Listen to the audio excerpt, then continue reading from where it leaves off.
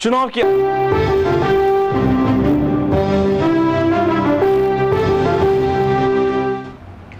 सहारा समय राष्ट्रीय में एक बार फिर आपका स्वागत है। 6 जुलाई को संसद में रेल बजट पेश किया जाएगा। सुरक्षा, रखरखाव, बेहतर सेवा और आधुनिकीकरण ऐसे कुछ शब्द हैं जिनकी दुहाई हर बार हर रेल मंत्री संसद में देता है, लेकिन ये शब्द हकीकत में सरासर बेमानी लगते हैं। रेलवे की ऐसी ही कड़वी सच्चाइयों से आपको रूबरू करवाने के लिए हम लेकर आए हैं हमारा खास कार्यक्रम चलती का नाम गाड़ी, जिसमें रेल बजट पेश होने तक हम आपको करवाएंगे रोज सफर, स्टेशन दर स्टेशन।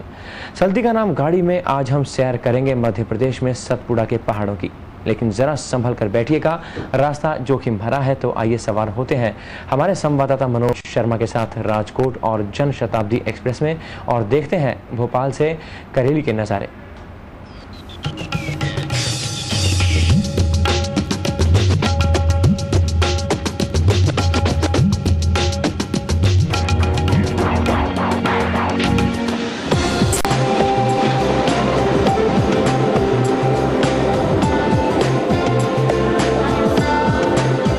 चलती का नाम गाड़ी के इस एपिसोड में हमारा सफर है भोपाल से करेली का। कोंकण हादसे के बाद हमने इस ट्रैक को खास तौर से चुना है। सुहाने सफर में हमारी गाड़ी सतपुड़ा की ऊंची पहाड़ियों में छुक छुक करेगी, लेकिन भगवान भरोसे।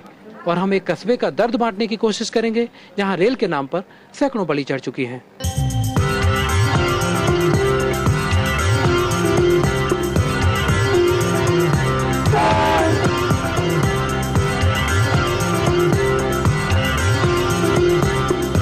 ढाई 250 किलोमीटर का सफर तय करने के लिए हमने भोपाल से राजकोट एक्सप्रेस पकड़ी है।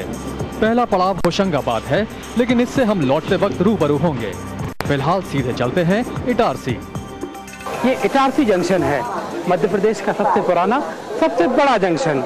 इधर से उत्तर की गाड़ियां आती हैं, इधर से दक्षिण की।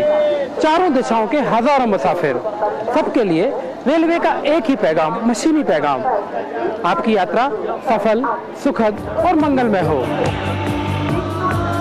इटारसी का नजारा देखने में हम ऐसे मशगूल हुए कि गाड़ी ही छूट गई।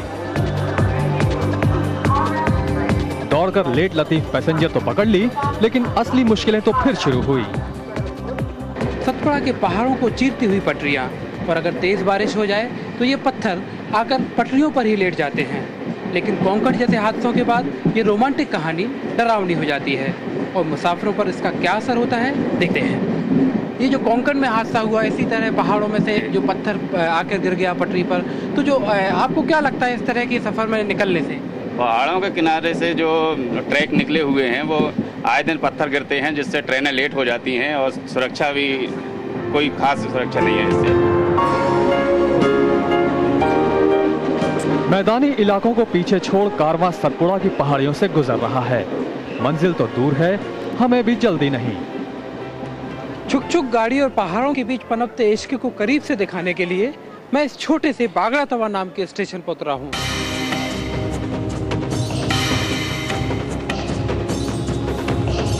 सतपुड़ा के जंगलों में, सतपुड़ा की पहाड़ियों के बीच में मैं खड़ा हूँ, और जिस तरह का जो कोंकण में हादसा हुआ था, उस हादसे के लिए ये जगह कितनी आप कह सकते हैं उपयुक्त है, सिर्फ ये बताने के लिए यहाँ जो पत्थर आप देख रहे हैं, ये पत्थर पिछले साल ये इन दो पहाड़ियों से गिरकर बरसात में यहाँ आकर बीच में ट्रैक में आकर गिर गया था, और एक बड़ा हादसा होते होते बचा था। पिछली बार का जो हादसा था वो उस घटना के चश्मदीद गवाह हमारे साथ हैं, और उनसे हम जानते हैं कि किस तरह उन्होंने पिछली बार के हादसे को टाला था। वो तो जैसे ही गिरा है, हमने 5 मिनट में निकाल दिया है। पब्लिक यहाँ पे है थी, चौकीदार वगैरह 2 है थे यहाँ पे, और पानी गिर रहा था रिमझिम रिमझिम, पानी रिमझिम गिर रहा था। वो तो भगवान की उससे बच ही गए। हिंदुस्तान पर राज करने के लिए अंग्रेजों ने क्या क्या पापड़ बेले, इसकी मिसाल है ये लंबी टनल।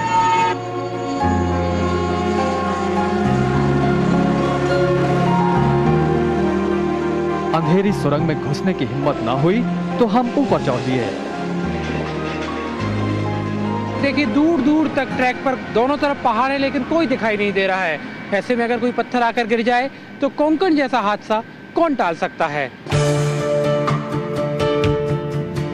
पीछे टनल, आगे लंबा चौड़ा पुल। सोचिए जरा सी लापरवाही का अंजाम क्या हो सकता है।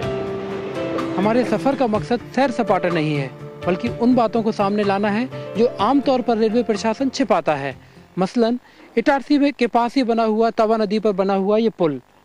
इस पुल को 1870 में अंग्रेजों ने बनाया था और इसकी जो उम्र बताई गई थी वो थी 100 साल, और अपनी उम्र से ज़्यादा 134 साल की ज़िंदगी ये पुल जी चुका है। उसके बाद भी इसके ऊपर से बेरोक टोक सैकड़ों गाड़ियाँ रोज़ निकल रही हैं। और सबसे जो मज़े की बात है, और बल्कि ये कहें कि ताज्जुब की बात है, कि इस पुल के लिए जो अंग्रेज़ों ने एक शिलालेख लगाया था जिसमें इस पुल की बनाने की तारीख थी और इसकी एक्सपायरी की तारीख थी, वो शिलालेख यहाँ से गायब हो चुका है। सतपुड़ा की वादियों में ब्रेक जर्नी कुछ ज्यादा ही लंबी हो गई। सैर करने के बजाय हम पटरी में फंसकर रह गए। सिग्नल के इंतजार में खड़ी पैसेंजर से फिर चल पड़ा कारवां मंजिल की ओर। रेल के इस सफर में हमारे काफिले का पड़ाव अब ऐसे ही इलाके में है। एशिया की सबसे उपजाऊ जमीन के मालिक यहाँ के लोग भाग्य के भरोसे चलते हैं और उनके भाग में रेल का एक दुखदायी फाटक भी है।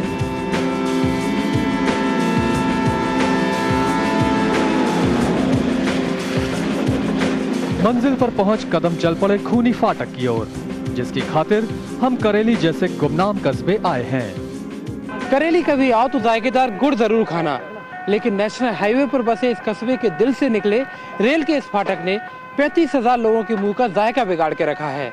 कारोबार की बात छोड़ें, हर साल सैकड़ों जिंदगानियों को ये फाटक लाल झंडी दिखा देता है। मेरे बड़े भाई साहब को हृदय आघात हुआ था। परामर्श के अनुसार उन्हें नरसिंहपुर ले जा रहे थे, किंतु रेलवे फाटक के पास हमें 20 मिनट रुकना पड़ा था और हम उस हादसे के शिकार हुए। डॉक्टर के यहाँ लेके गए थे सरकारी हॉस्पिटल, तो उन्होंने बोला कि इनको नरसिंहपुर लेके जाओ, मगर अब यहाँ लेके आए तो फाटक बंद है। ये फाटक की तो यही कंडीशन है, दिन में 50 ट्रेन निकलती हैं और कम से कम 15-18 घंटे फाटक बंद रहता है। डेली की यही कंडीशन। वापसी का सफर नई नवेली जन शताब्दी से सीधे भोपाल, बस होशंगाबाद में चलती रेल में एक और तजुर्बा लेकर। रेल को हिंदुस्तान की जीवन रेखा बिगाड़ सकता है।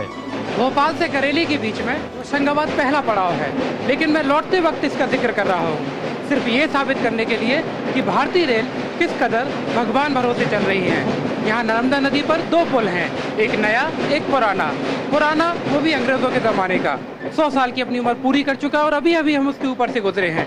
और मुसाफिर उसके ऊपर से निकलने के बाद कैसा महसूस कर रहे हैं, आइए बात करते हैं। आप ऐसे पुल से निकले हैं जो 100 साल की उम्र पूरी कर चुका है, कैसा लगा आपको? आपको कुछ डर लगा? डर तो लग ही रहा है, पर अब क्या कर सकते हैं, भारतीय रेलवे है, बस भगवान भरोसे हम भी हैं। ऐसा लगता है कि यहाँ कभी भी कोई बहुत बड़ी रेल दुर्घटना हो सकती है, जैसे अभी थोड़े दिन पहले हुई है।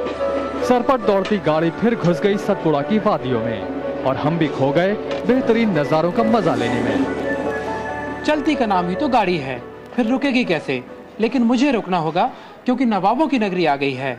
हम फिर हाजिर होंगे नए मुकाम लेकर, इस उम्मीद के साथ कि रेलवे की मशीनी शुभकामनाएं एक रोज जरूर हकीकत में बदलेंगी। कैमरामैन SK तिवारी के साथ मनोज शर्मा, सहारा समय, भोपाल।